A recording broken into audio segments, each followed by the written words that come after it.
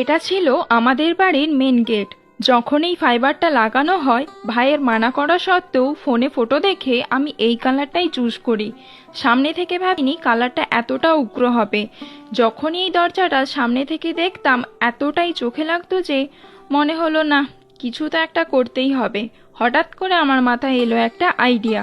কালারটা যেহেতু ছিল ব্লু, ভাবলাম আকাশ টাইপের ব্যাকগ্রাউন্ড রেখে কিছু একটা গাছপালাই এঁকে দিই।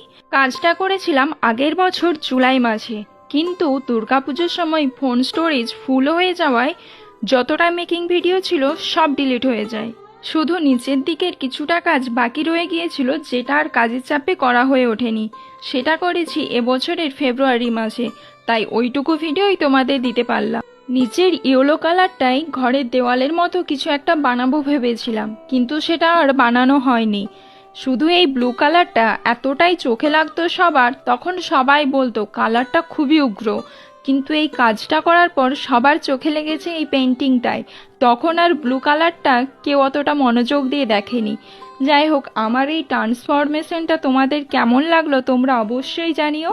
অপছন্দে সেই উগ্র রংটা তুলির ছোঁয়া পাওয়ার পর কতটা ফুটে উঠেছে তোমরাই বলো।